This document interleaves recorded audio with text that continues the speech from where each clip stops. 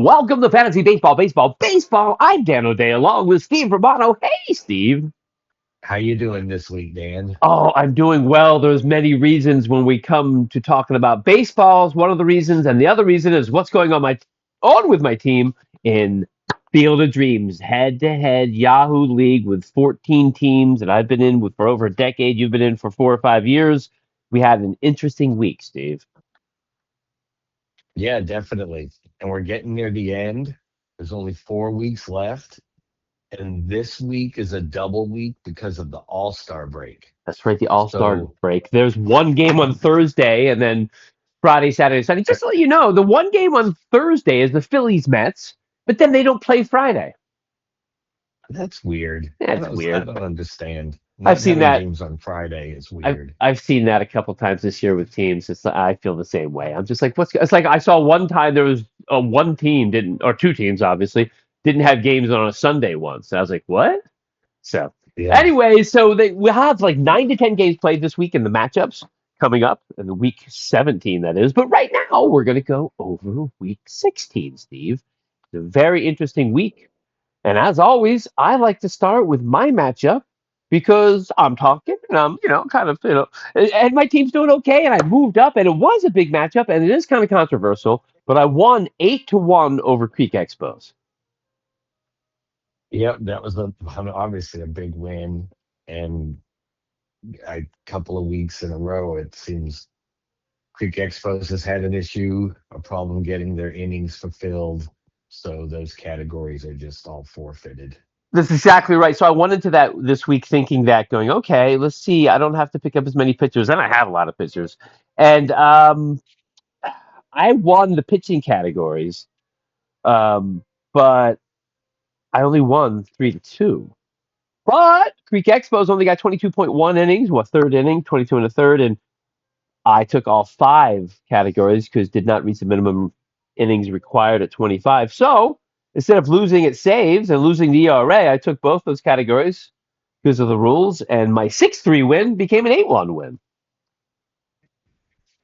Yeah, and that was a nice big move for you, and a heavy hit for Expos as they kind of fell quite a bit. Absolutely. Before we got deeper into the weekend, I thought might be able to take ERA. I was trying to win the pitching categories. I saw it coming up, and I don't want to call anybody out. I don't know what's going on with Creek Expos in their life. They're not interested. They're too busy. They have bad things going on. They're just baseball, whatever. I, but they didn't get their innings Yep. in. So I saw it coming. I sat a couple pitchers thinking I might be able to take the ERA category. Then I just pitched pitchers and I could have had 7 or 8 wins, but a nice good stats that I did win, but they won 4-2 in saves and they won 1-2-1 ERA, great ERA, and 2.37. A little easier when you only get 22 in a third innings, but they did not win those. So the one category they did win, Creek Expos, was 30 runs to 28. I just couldn't catch up, Steve. I was like, let's sweep this. Let's sweep this series. Nobody would score. They kept to 30 to 28, and we tied in stolen bases 3-3. But homers, I took 11-10, close. Ribbies 30 to 24, an average 284 to 252. So a big win for me, and I needed that as we're going into the last 4 weeks. Yeah, I mean, you have. Are you the two-time defending champion? No, I lost to Mr. Alston's Momos last year. I was going for a three-peat last year, so I've won two of the last three. But Momos is the defending champ, and a 6-3 win would have been nice. I do not know if it would have moved me up as high as it did in the standings. So that is one interesting thing. So interestingly enough, Steve. Interestingly enough, you were the matchup of the week. Matchup of the week. Yes, Steve, you and Juiced Up for Summer were the matchup of the week, and Juiced Up for Summer took the matchup 6-3. Yeah, there was. I mean, offensively, they just kind of took it to me, and then pitching wise, it was a battle many times throughout the week where I made it closer, and then on one time on Sunday, I'm pretty sure it was 5-5. Wow. Like, yeah, like, around 12:15, 12:30 in the afternoon yesterday. I think it was around 5-5. Well, Yeah. juiced up for summer, as you mentioned, took all the easily won the offensive categories. Nothing was close except the average that you took. So 4-1. They took runs 40-27, homers 15-9, ribbies 45-24, and stolen bases 63. But you squeaked out a 265 to 262 average. Boom, one hit. That's all it took. One hit. That's all it takes, Steve. And do you know what you batted on Sunday? No, I don't. You batted 219. Oh, so I barely held on to that. You Unless they batted 180 or something. Well, I guess we're going to have to find out. Let's see what Juiced Up for Summer batted yesterday on Sunday. They batted, oops, there we go, 188. So that was Yeah. a battle of who could not be the worst on Sunday, and you were barely not the worst on Sunday in that, and you were able to take that category, which is big. And listen, I still think you're in it with 4 weeks to go. As I just had a big 8-1 win, and it can happen. So taking that category, it was kind of big for you if you think about it. Yeah, I mean, at least I'm still above 500.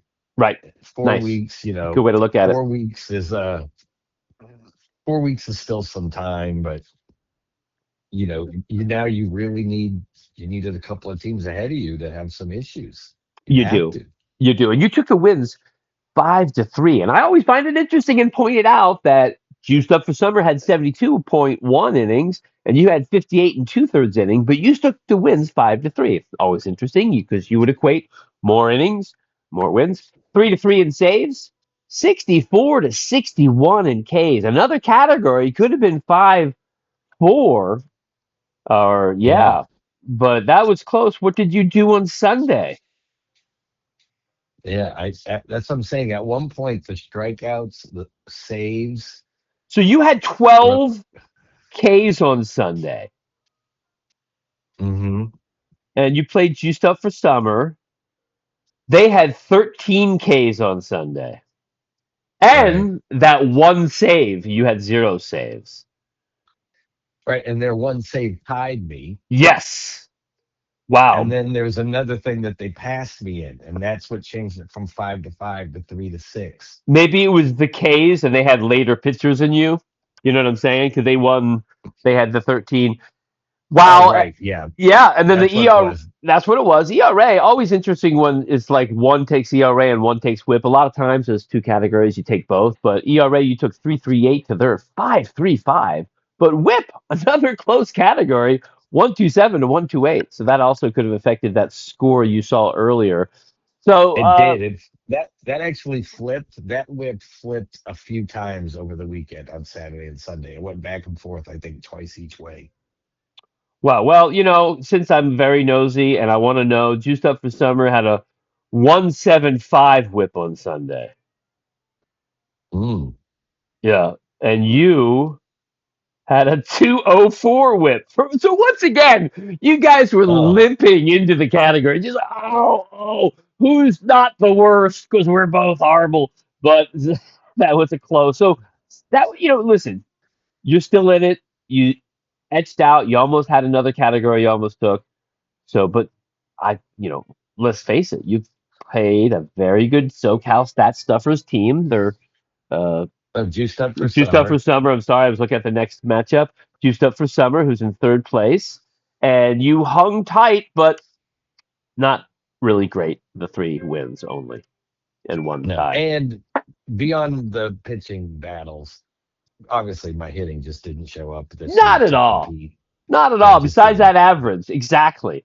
Besides that So, average. So Juiced Up for Summer is showing the strength and taking a nice 6-3 win. We go on to SoCal Stuffers. SoCal Stat Stuffers against Mr. Awesome's Momos, two of the bigger names to say. It kind of rolls off your tongue. 5-5 tie. dead center of the standings, And Steve, I gotta point out because it happened last week. One of them took all the batting categories, and one of them took all the pitching categories. but you frequently can see a 4-1 versus a 1-4. Yeah, The 5 versus 5, like the total sweep of hitting and pitching, aren't isn't as common. isn't as common. We had it a few times last week, and I'm noticing it now as we go through. But SoCal Stat Stuffers did.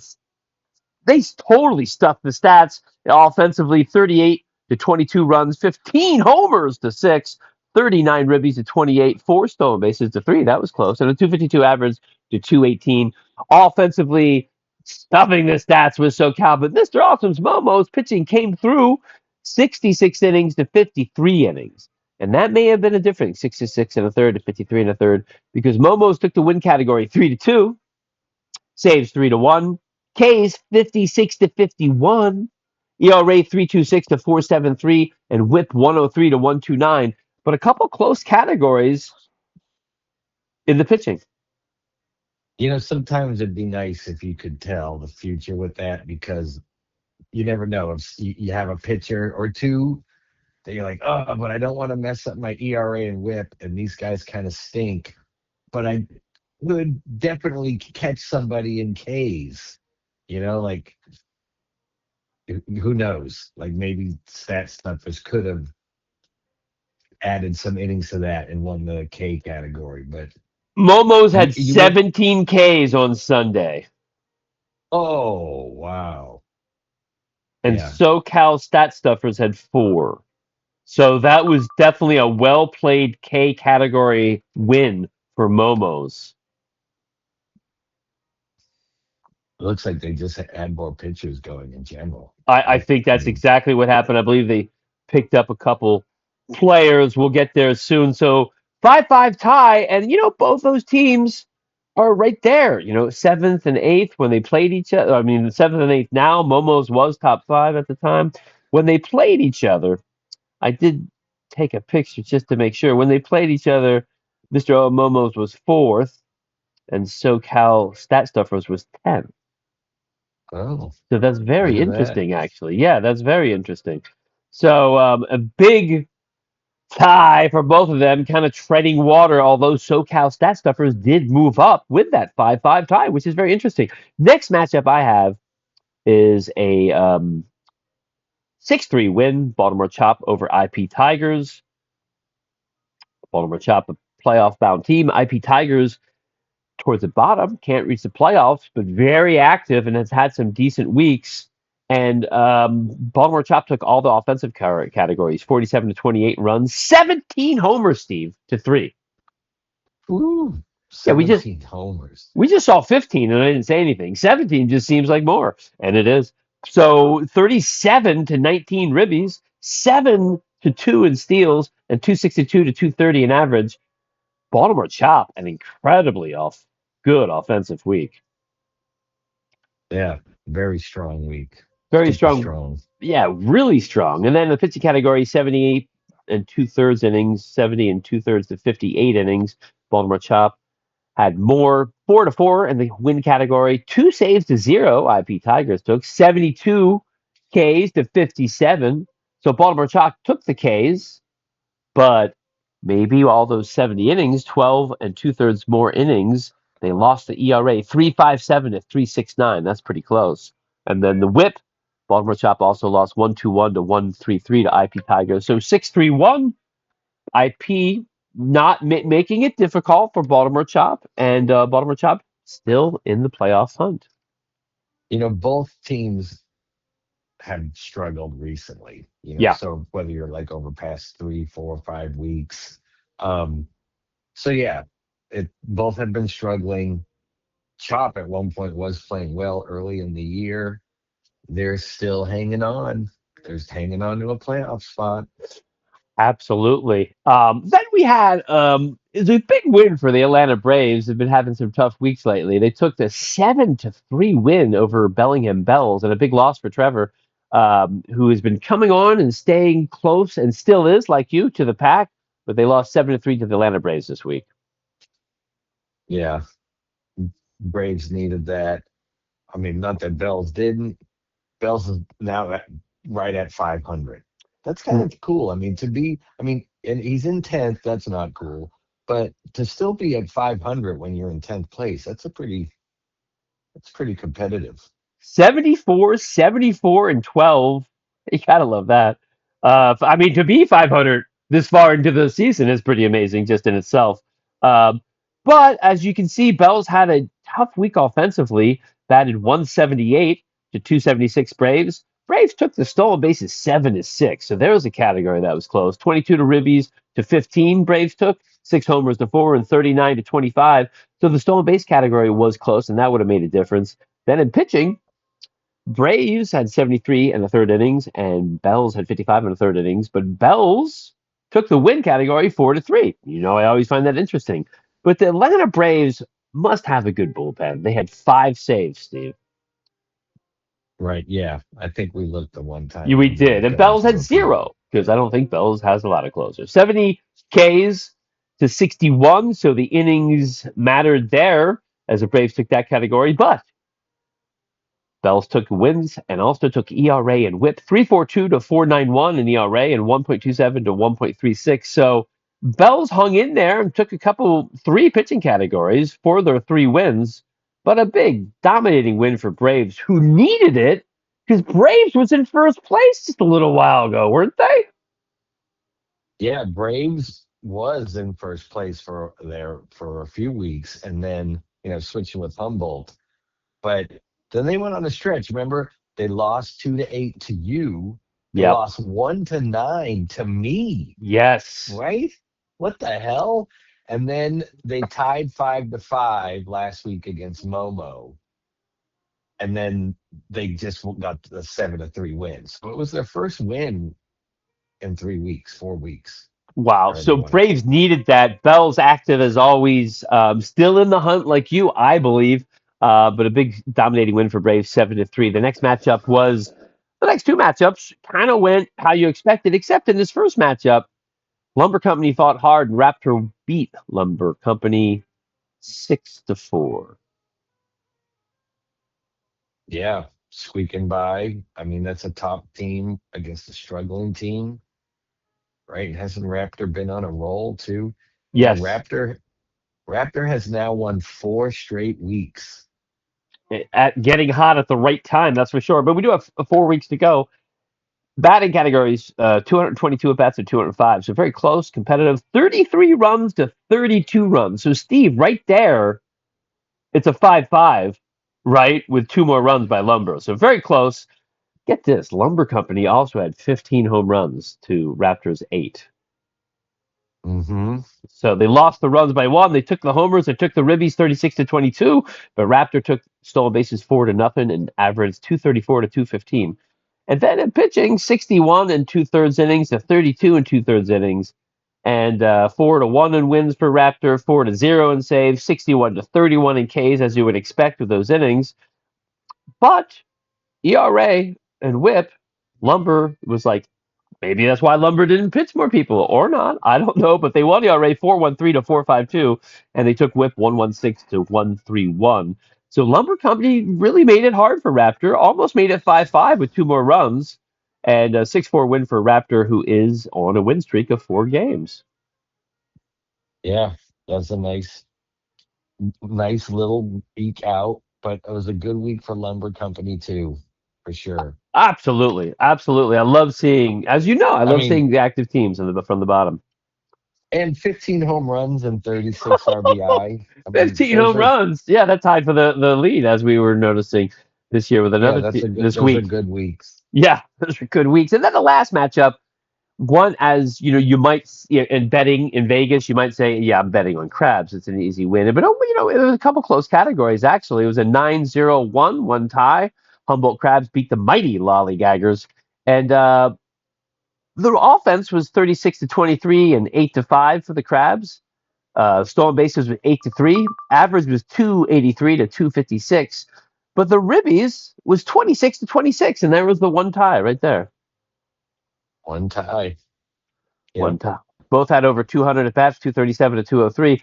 Innings, 53 and a third to 57 and a third. It's very close in innings, but Humboldt Crabs doing what first place teams do, Steve, taking a lot of categories 3-2 in the wins, 3-0 in the saves, 67-59 in the Ks, 3.61 to 5.57 in the ERA, and 0 .99 WHIP, which is very good for 57 innings, and a 1 to 1.35 for Lollygagger. So Humboldt Crabs doing what first place teams do, and really, as we get into the standings, Humboldt Crabs has a nice little cushion in first place.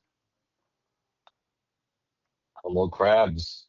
Tremish, they've been good, and they right, they dipped in the second there for like a couple of weeks, but Yeah, yeah, when they've Braves, they've when been Braves was ahead of them. Yeah.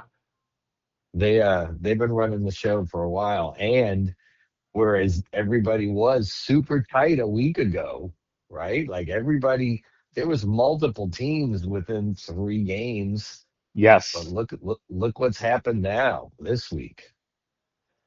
Pretty amazing. So now the stats are like this when it comes to the standings. Humble Crabs up by 5.5 games to Raptor. Raptors in second. Big little cushion for Humboldt Crabs. Juiced up for Summer in third. 6 games back. Only half game back of Raptor. And then only a half game back of them is me in fourth place. Stony Sliders. I was in seventh. I moved up to fourth. So the standings have obviously scrambled. Atlanta Braves in fifth at 7.5 games back, just a game behind me, and tied with them is Baltimore Chop, 7.5 games back in sixth place. And last year's champ, Mr. Awesome's Momo, with a 5-5 tie. You're like, you're treading water, you're okay. Fell down to seventh place, 9 games behind the first place team. Well, remember last week, weren't you? You were in seventh place, right? You were on the outside Well, looking in. me and Momo's definitely traded places. Momo's was in fourth, and I was in seventh, and now I'm in fourth, and Yeah, but Momo's what I in was going to seventh. say is, you were in seventh on the outside looking in, but I think you were 6.5 games out, Yeah. right? Oh, was I? Let's take a look, shall we? I have going into this week, I was 5.5 out. Okay, so you were seventh place at 5.5 out. Now you're in fourth place at 6.5 out. That's what happens when the first place team goes right 9-0-1. Sure, but also like, yeah, now the team's sixth is 7.5, and now the team looking out at seventh place, Momo, is in 9 games. Last week that was 5.5. Wow. So seventh place is now 9 games back, but only a game and a half behind the Braves and the Chop, and 2.5 behind me. And that's fourth, fifth, and sixth. So very tight still for the second through seventh. I mean, think about it. Raptor is only 3.5 games ahead of Momo's in seventh. That's second and seventh. Yes. So really, just like we said, second through seventh all shuffled around. And everybody kind of fell a game to 3 games back of Humboldt Crab's first place pacing. Overall. So Humboldt Crabs can have a bad week or two and still be in first, but I don't see that happening. And then we go into the next tier. There's a tier of 3 teams that I feel with 4 weeks left, if you get a big victory and with everybody else having 5-5 or whatever, you guys are still in it, I think. Because even though SoCal Stat Stuffers is 6.5 games back of Momo's in eighth place, Momo's in seventh, and you are 7 games back, and even Bell's at 8.5 back. I think you guys are still in it with big weeks. Now, obviously, you need a lot of things to happen to go well, but 7-3, 8-2, 8-1-1 wins, that could happen. Sure, it could happen. Well, you sounded like a coach of a team that you didn't have a lot of faith in when it comes to that happening. No, realistically too, like I would, let's say I could have 4 straight 6-3 wins, and that would get it done too, I think, Sure. right? Yes. Would like It, that would probably give me a shot to finish sixth. depending, right, on, Yeah. yeah, depending what the other Or at teams do. least, yeah, get me into the last week, like, oh, I got a shot. But right? It's just about staying mathematically alive, and there's always hope. There's always hope. And, seeing Braves go from first down to like lower and now back into it, Anything can happen. I'm telling you, with four weeks is a lot of time still. Soon, in 2 weeks, we will not have a lot of time. But right now, I think 4 weeks is still a lot of time of the regular season here in the head-to-head league, Field of Dreams. And we had just a couple comments. Mr. Awesome was pointing out, as we did, how Expos didn't get their innings, and then also was wished Expos okay, hoping they're okay, no health issues or anything. I don't know what it is, Steve. People have all kinds of reasons. You're out of it. You're not as interested. You could have something going on in your life. Maybe your dog ran away, or you got food poisoning, or your wife left you, or you're unhealthy, or you just don't care about baseball anymore because you're really into soccer. Whatever the reasoning is, Expos has not been as active, and that definitely has affected the standings in the last couple of weeks. Yeah, when you're forfeiting all the pitching stats, that's definitely going to impact. Absolutely. And one thing I noticed is Woodruff still in the starting lineup. Lost Woodruff a couple weeks ago to injury. Big injury, too, Yeah, as all for yeah. Woodruff, as They always. just Yeah, the Brewers just moved him to the 60-day 60 IL, day. so I he's know, I saw yeah. that. I just, but just to let you know, one thing about another reason besides the dog running away could be that Creek Expos has Woodruff injured, Giolito injured, Crochet injured, and Soraka injured. So some Yeah, pretty good pitchers injured for the Creek Expos. yeah, for sure. Yeah, Crochet being out is a bummer for fantasy guys everywhere. absolutely. And we'll talk about this week's matchups real quick before we get into transactions because that could matter. Creek Expos play the big time Taters this week. Oh, I'll take it. You better not be listening and go start being all active now. You could use it. So that is one thing, and then the Oh, following week, Mr. Austin Momos plays, and then week 19, Bellingham Bells plays. And week 20, Monty Lollygaggers play. So there's matchups to a team. That's really our first inactive team in the 2 seasons we've been doing it. But like I said, there's plenty of reasons, and I'm not really trying to call anybody out, but just noticing what's going on. yeah, and I mean, I checked. On the desktop, you can click on managers from league, drop down to managers, and it tells you the last activity, and that's any type of roster setting, ads, pickup, message board, anything, any type of activity. And Expos was active last week. I mean, he checked it a week ago, so it's Right. not like or he had an activity. He did something that tracked as an He moved the activity. players somewhere, did something. Absolutely. Yeah. So, Steve, I wanted to bring up So, something. Mr. Alsom's Momos and I have communicated with each other because we started talking about Eric Lauer. You know who I'm talking about, the pitcher for the Dodgers? no, not really. Who? Really? Wow. You don't know about this guy? Tell me about him. I will, Steve. I will be glad to tell you about Eric. Well, so Momos and I start talking because he has him on his team. Now, he's a guy for fantasy who doesn't get a lot of strikeouts, right? Right. So, for fantasy, there's one category you're not going to get. But Eric Lauer for the Dodgers was picked up, I believe, in May. And the he pitched for Toronto last year. Pitched pretty, actually appeared in the World Series. He pitched 104 innings last year for Toronto, which is pretty amazing. Had 9 wins and 2 losses. But for some reason, he got lost in the shuffle. Wasn't pitching well. He was FDA'd. Like when they put him like, "Hey, we're gonna drop you. This is an opportunity for Yeah. anyone to let us know. Do you want to trade for this guy?" And the Dodgers bit, and they said, "Yeah, you know what? We will trade for Eric Lauer." And so the Dodgers got him. And Steve, he's only 4-5 with a 4.81 ERA and a 1.28 WHIP. So you're like, why am I talking about Eric Lauer? Yeah. Because he's every game he started, 12 games started, 15 appearances for the Dodgers. One of those games he came in like after a starter in the second inning and pitched 6 innings. But every game he's been in, and counting that game that he started, they've won.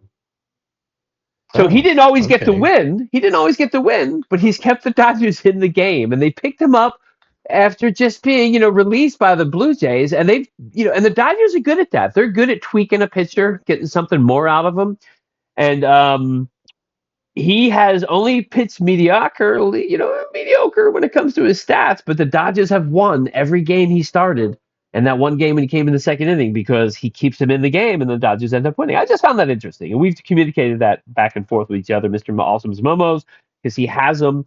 So, Steve, I think we should go to the transactions now because, as always, I find them interesting. Not just some of the names I come across that I have trouble pronouncing, but also because they matter. A 6-3 win, a 5-4-1 win, 5-5. Now we're 4 weeks left. Just one win, two wins, three wins separates people. It's important getting those one more strikeout or one more run. What day you want to go back to on these transactions? We always start on Tuesday for whatever reason. Although yeah, Tuesday's I think a good time to start it. I mean, we anything on Monday pop out at you that we should bring up? If not, we'll just go right to Tuesday. No, I mean, Monday was the 7th?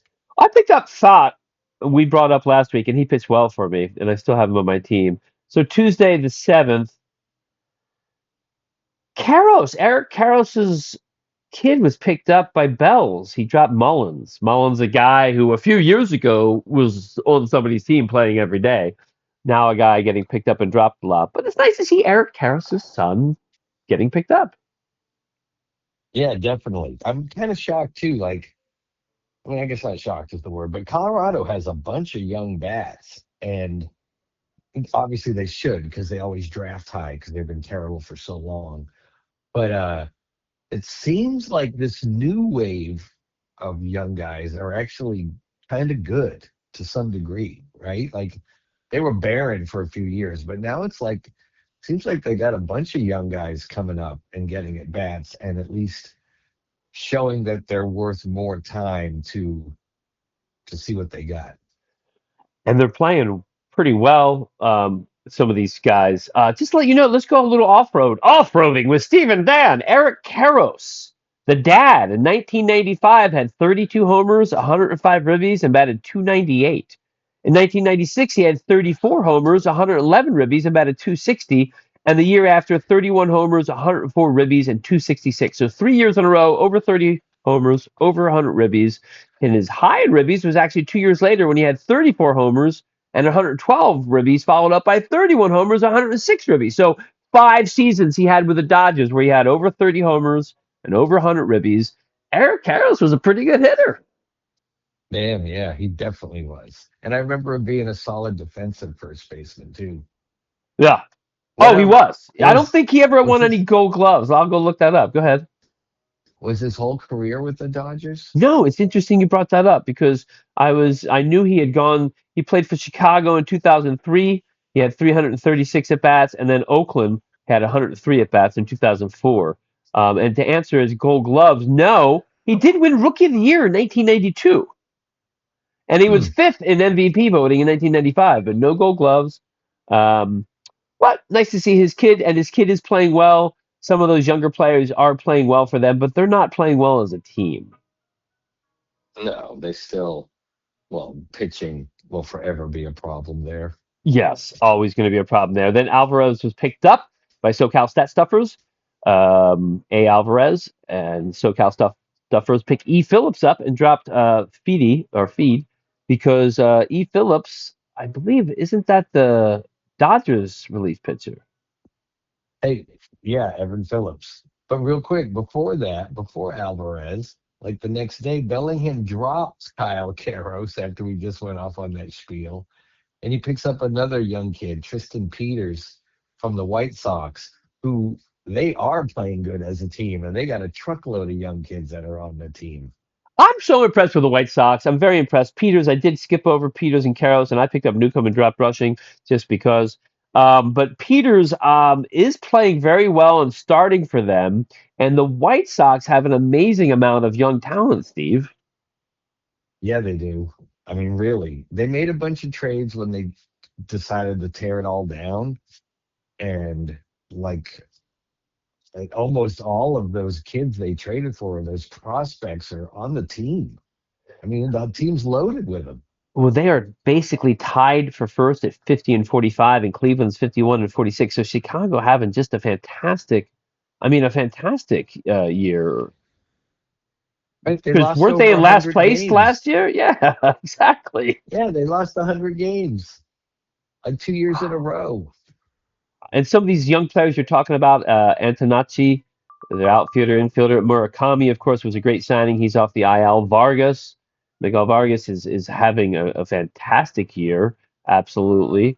Montgomery, the They got, shortstop, who's below yep. average, lots of power, but doing that again after last year. Benintendi has, been playing okay for them. He's like yeah, he's been playing well. He's one of the old guys hanging out still. He's They still got hanging another out. Montgomery. Then they got Montgomery, the rookie, the Montgomery. The first Montgomery shortstop was last year rookie. This Montgomery outfielder he had a good game yesterday. He had a home run Yeah. and four ribbies, but he's batting 231, but playing well. Teal, the catcher, Eh, off the IL. Teal is highly thought of as an stud catcher. Yep. And then Peters, as Pedroia. we talked, is starting in the outfield in center field, so an important position. And Meandroff, who's playing second base, batted 269 and playing well overall. Meandroff, 7 homers, 31 ribbies. Yeah. That's what I'm saying. All those kids, like, they're all like under 24. That's what Benintendi's like the old guy. And Vargas might be 25 by now. Wow. He's still young, too. Wow. So another off road with Steven Dan. We went down the White Sox. What looked them up and very impressed with them. And then we get to Miles being dropped by IP Tigers and Ober being picked up and Siegler being dropped. And then IB Tigers picking up Keishel. So IB Tigers, I love seeing it, as I say every week, being very, very busy on the transactions and trying to win week to week. But Keishel is a guy who the Twins were really high on after last year. Started slow this year, lost his job at second base. Now playing more outfield, but playing better now. And IP Tigers picked him up. Yeah.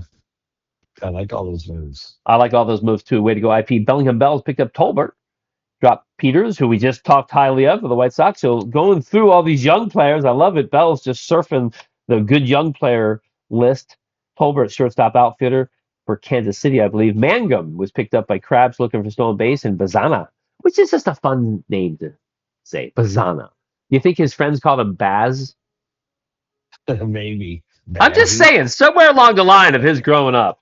And then the Yeah. aforementioned Caros was picked up by Humboldt Crabs, and Caratini was dropped because Caros is having good at bats. So one of those guys is going to be picked up and dropped probably a lot the last four to going into the playoffs weeks. Lofton, I picked up, plays second, third, and outfield, also with Kansas City, I believe. And I dropped Cassie because he got injured. Lofton doesn't play enough, but he's got some speed. Baltimore Chop dropped Nemo, and Molly was dropped by Raptor, Maul. And then we get to the Atlanta Braves, who had a nice week and picked up Zebby Matthews and dropped D. Lyle, outfielder, for the Nationals. Zebby Matthews is the guy I picked up and dropped a lot who can give you a really good game at times. He should. He was a blue chipper, but his performances have been very squeamish. He's Erratic. had a few he's had a few squeamish outings for Right, sure. but they're still high on him, so nice seeing him picked up. I don't know how he did for him. Big Time Taters picked up Quantrill and dropped Perez. Is that just a starter thing, getting innings? Getting innings, Perez got injured. He's gonna miss a couple of weeks, and Quantrill, yeah, it was just innings going into that Sunday game, the weekend games. Absolutely, because we're already at Friday. And then IP Tigers, always busy. Dropped Kirk, probably needed to make some roster moves, bring somebody off the IL. Maybe Steer was picked up then, and Keller was dropped. Steer, always first base, second base, outfielder, decent bat. The guy's going to get picked up and dropped a lot, probably. Then I picked up rushing just because I needed a bat that day. And then the Bells picked up L. Thomas and dropped Tolbert, who we brought up. There's a lot of young players going in and out of the Bells dugout. I love it. Yeah. Raptor dropped Sears. I do. I love it. He's like, let me get a bat. You're not doing good. Let me get another bat for this day. Sears was dropped, the pitcher that will be picked up again, no doubt. And then, as I think Momo's brought it up, Peralta was picked up. into the web of the Yeah. Peralta trap. I think Momo said, and Atlanta Braves is like, hey, my ERA and WHIP is always already bad. I just, he's going for either a winning Ks, and I looked. I think Peralta gave him 6 Ks that game, so he got what he needed, and I think he won the K category. He dropped Waldrop and the Atlanta Yeah, he Bros. was Yeah, Peralta. um Peralta just because he was playing the Red Sox. He started off, he was pitching great, and then like through the first 2 innings, I was kind of like, "Are you kidding me? He's gonna come back. He's gonna turn back into Peralta now against the Red Sox." And but then he just walked. He just started walking crazy, and like I think he walked 5 guys. Oh my Right? I god. think yeah. So the whip was terrible because he just walked a ton of people. Yeah. Well, he got the Ks he needed, and that's why Braves picked him up. And in a head-to-head league weekly, that's really all you care about. In a roto league, you don't want that whip even for a game. Um, he picked up Lugo, dropped Lehe, getting more starting pitching. Then juiced up for summer, picked up Gasser and dropped Bueller, picking up starting pitches. This is Sunday now. Gasser, I'm just saying, there's lots of nicknames you could have had when you were a kid as Gasser.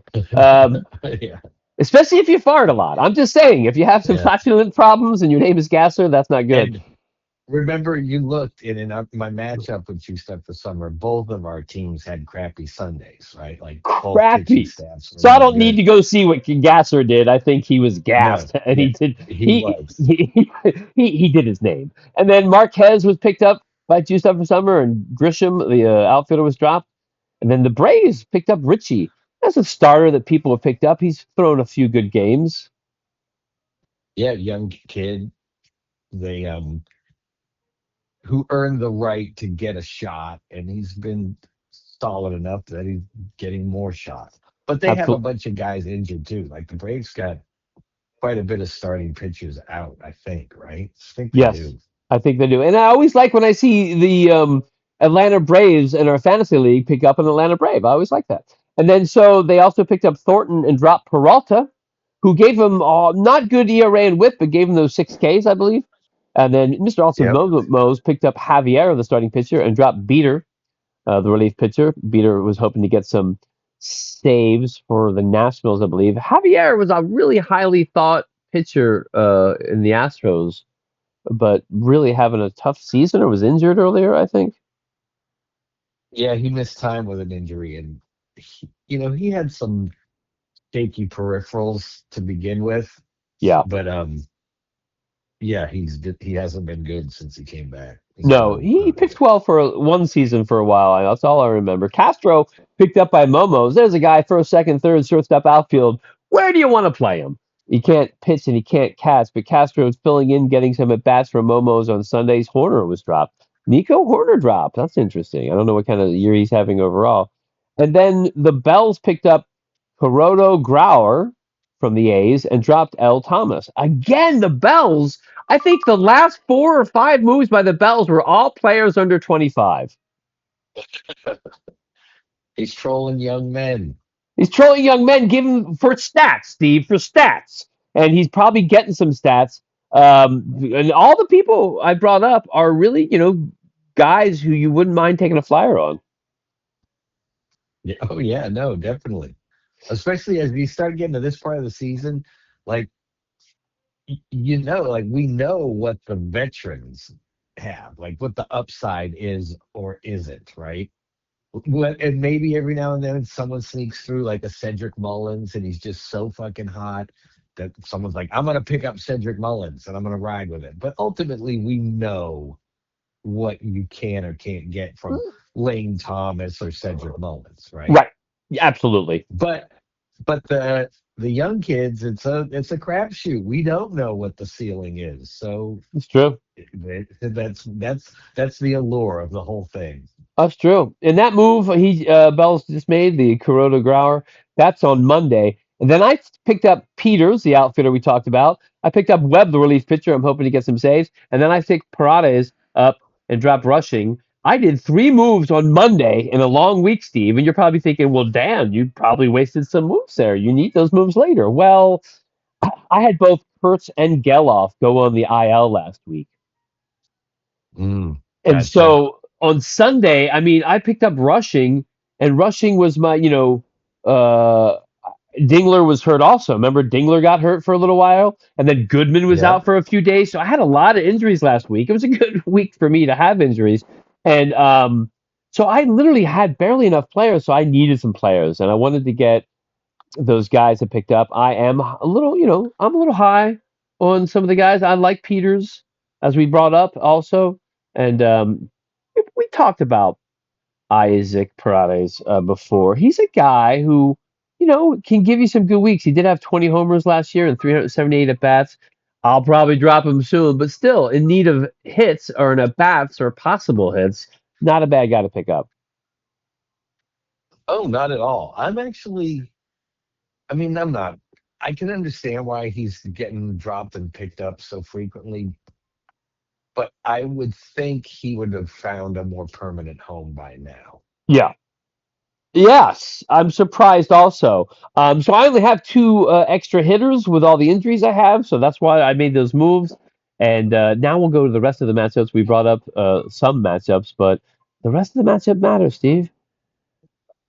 I play Raptor. I'm in fourth place. Raptors in second place. This is a big matchup. Yeah, that's a big one. Second, first, fourth. Absolutely. And then another big matchup, Baltimore Chop in sixth place playing the commish, first place Humboldt Crabs. First, first verse six. Yep, that's a good one. That's another, and then here's another pretty good one. Juiced Up for Summer in third place against Mr. Awesome's Momos in seventh place. Yeah, and also like some of these too, like when you look at it, like second and fourth, and you guys are like one win apart, Yep. and third through seventh, and it's two wins apart. So yeah, these they're pretty tight.